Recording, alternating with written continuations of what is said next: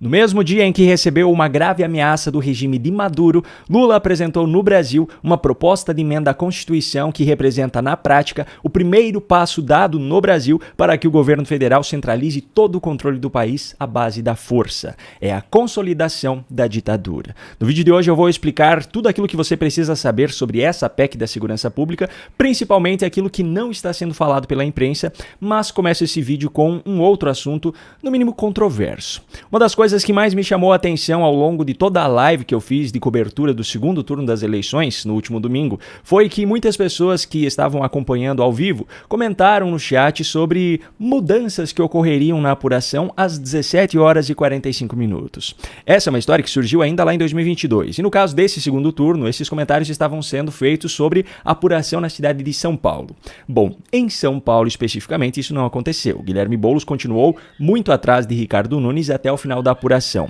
Mas teve uma cidade onde o PT misteriosamente venceu, onde curiosamente esse horário das 17 horas e 45 minutos foi quando um fenômeno aconteceu na apuração. Em Fortaleza, Ceará, Evandro Leitão, do PT, venceu o pleito eleitoral contra André Fernandes, do PL, com uma diferença de apenas 0,76% dos votos. Eu já falei sobre esse caso ainda na semana passada aqui no canal, por conta daquela manipulação absurda feita pela Globo News, que ajudou a propagar um recorte tirado intencionalmente, totalmente de contexto, de uma fala de André Fernandes, e também falei sobre isso no dia seguinte à eleição. Só que o Conexão Política apresentou nessa quinta um gráfico em uma matéria com uma evolução das porcentagens durante todo o período de apuração. E nesse gráfico fica claro o misterioso fenômeno das 17 horas e 45 minutos. Perceba que, de acordo com a linha do tempo, André Fernandes começou perdendo a apuração, mas nos primeiros 30 minutos houve uma série de oscilações muito significativas, tanto que em determinado momento André Fernandes estava muito à frente de Evandro Leitão. Obviamente, quanto menor for a porcentagem de votos apurados até aquele momento, maiores tendem a ser as oscilações nas porcentagens dos candidatos, porque as diferenças de cada colégio eleitoral ainda representam uma porção grande em relação ao que já foi contabilizado. Só que esse gráfico realmente é muito curioso, porque às 17 horas e 30 minutos, Evandro Leitão subiu drasticamente, fazendo com que André Fernandes caísse na mesma proporção, e foi justamente por volta das 17 horas e 45 minutos, o famoso horário tão comentado no chat da apuração ao vivo que eu fiz, que a diferença entre os dois candidatos se estabilizou e manteve praticamente a mesma diferença até o final da contagem dos votos. Como eu falei, naturalmente, no início da apuração ocorrem oscilações maiores nas porcentagens e conforme a contabilização dos votos vai se aproximando do final, essas oscilações vão sendo cada vez menores. Isso é uma questão de lógica matemática. Mas essa estabilização repentina às 17h45, justamente o horário tão comentado, foi realmente muito curiosa, e eu me restringo aqui apenas ao uso desse termo. Bom, por falar em petista, Lula parece estar cada vez mais despertando a ira do seu velho aliado Nicolás Maduro. Apesar de ser um dos únicos governos do mundo a não reconhecer oficialmente a derrota de Maduro no pleito fraudado por ele, o governo Lula também não fez exatamente aquilo que Maduro queria, e a relação azedou de vez com o posicionamento do Brasil na última cúpula dos BRICS, quando o representante brasileiro vetou a entrada da Venezuela no grupo. Foi a partir disso que uma série de eventos diplomáticos passaram a acontecer entre os dois países, como o fato do regime de Maduro ter convocado o embaixador venezuelano no Brasil para prestar esclarecimentos sobre Celso Amorim, o assessor especial de Lula. Só que nessa quinta-feira a coisa partiu para um outro nível, o pessoal. A Polícia Nacional Bolivariana, controlada totalmente pelo regime de Maduro, publicou uma foto de Lula com o rosto manchado e a seguinte frase em tom de ameaça: "Quem mexe com a Venezuela sofre as consequências." Pois é, só que no mesmo dia em que isso aconteceu na Venezuela, aqui no Brasil aconteceu o seguinte: Lula e o seu ministro da Justiça, Ricardo Lewandowski, apresentaram nessa quinta em uma reunião com governadores e alguns representantes do Judiciário a intitulada PEC da Segurança Pública, uma proposta de emenda à Constituição elaborada pelo governo para fazer algumas alterações nessa área. E eu preciso falar sobre as graves ameaças que isso representa. Vamos lá, o que essa PEC prevê? De forma resumida, a criação de um Sistema Único de Segurança Pública, o SUSP, para trazer ao governo federal muitas das competências que hoje são dos estados, como a definição de protocolos de segurança e padronização de informações. Também prevê algumas mudanças nas competências da Polícia Federal e da Polícia Rodoviária Federal e ainda a criação de uma Polícia Ostensiva Federal. Agora veja só, primeiro ponto, a transferência de competência dos estados para o governo federal em relação à segurança pública, como prevê essa PEC, é mais uma medida que torna a República Federativa do Brasil ainda menos federalista do que já é. Afinal, os estados, que são os entes federados, terão uma autonomia ainda menor do que já tem hoje. Segundo ponto, a transferência de competências prevista nessa PEC busca padronizar e unificar vários aspectos da segurança pública. Só que isso ignora completamente a diferença de realidade de um estado para o outro. As necessidades da segurança pública no Paraná são muito diferentes das do Rio de Janeiro, por exemplo, da Bahia, do Mato Grosso. Terceiro ponto, essa PEC transfere competências dos estados na segurança pública para o governo federal, que hoje é o governo Lula, um governo de esquerda e completamente incompetente nessa área. Um exemplo que deixa isso muito claro: o governo Lula encaminhou ao Congresso Nacional um projeto de lei para aumentar as penas e endurecer o regime de cumprimento delas para crimes ambientais. Ou seja, os integrantes desse governo têm plena consciência de que, para coibir a prática de determinados crimes, é necessário que as punições para eles sejam mais rigorosas. Só que os mesmos integrantes desse governo defendem mudanças nas punições para crimes sem violência ou grave ameaça à pessoa. Ainda no ano passado, Lula, assim como Flávio Dino, que hoje é ministro do STF, deixaram claro em uma coletiva de imprensa que ambos defendem a ideia de que crimes sem violência ou grave ameaça à pessoa não sejam mais punidos com prisão. Eles chamaram isso de humanização do combate aos pequenos crimes, mas na prática isso significa que criminosos que praticassem roubos, furtos ou até mesmo corrupção, lavagem de dinheiro, que também são crimes sem violência ou grave ameaça à pessoa, não iriam mais para a cadeia. Eles não deixaram claro quais seriam as penas alternativas, mas deixaram claro que não seria mais o cárcere privado. Diante disso, fica claro que, mesmo sabendo que punições mais severas coíbem a prática de crime, eles defendem penas mais brandas para aquilo que eles chamam de pequenos crimes, ou crimes contra patrimônio. E essas seriam as mesmas pessoas que concentrariam com essa PEC responsabilidades que hoje são dos governos de cada estado.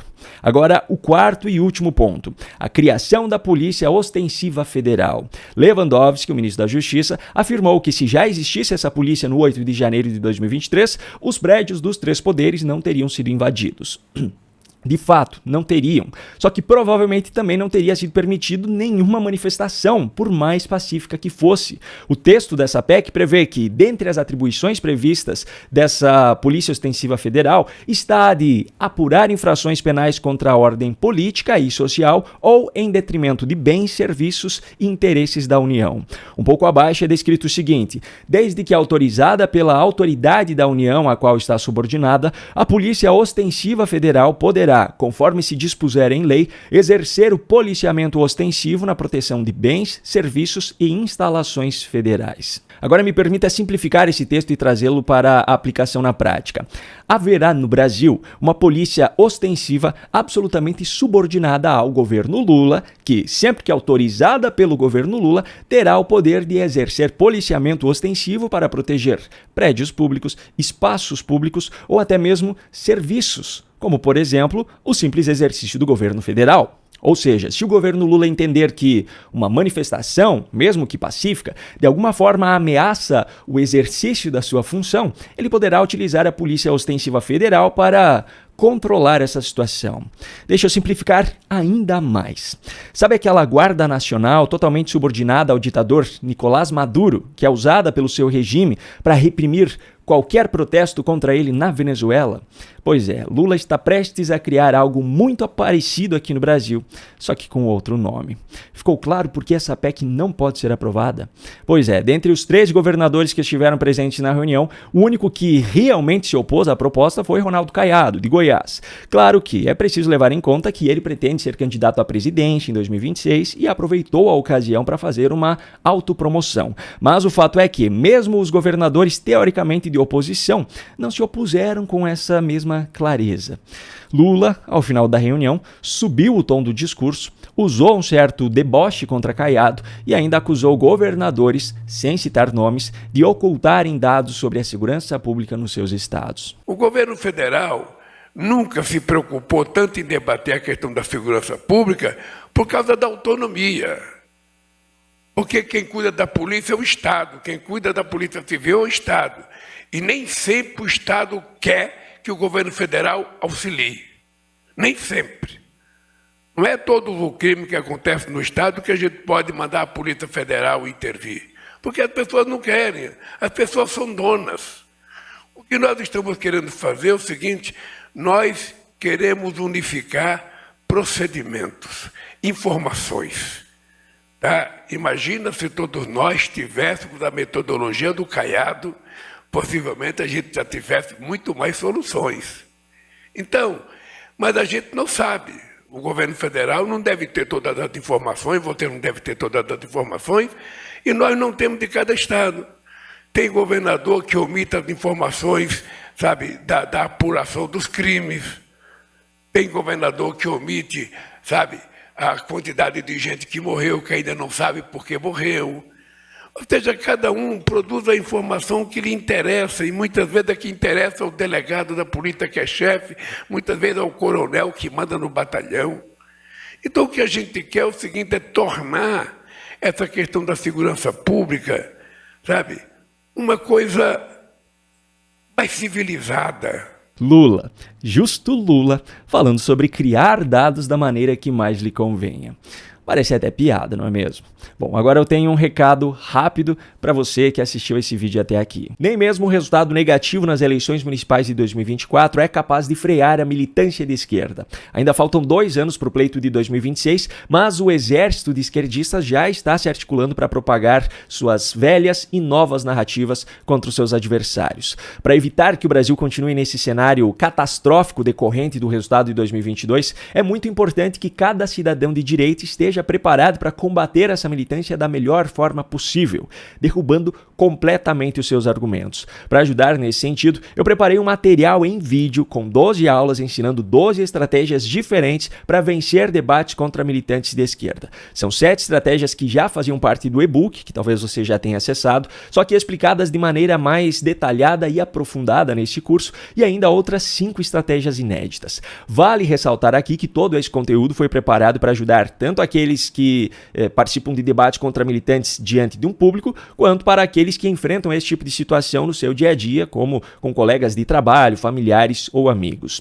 Além de todo esse material, você terá acesso ainda a alguns bônus, como um módulo que reúne diversos debates históricos na íntegra, como debates presidenciais de 1989, passando por 94, 2002, 2010, 2014, 2018, 2022 e até mesmo com um debate com os candidatos a prefeito de São Paulo, onde aquela cena da cadeirada aconteceu. Você também terá acesso a um módulo bônus de aulas com os principais ensinamentos de livros best-sellers mundiais, com conteúdo relevante para ajudar você a se preparar ainda mais para esses debates.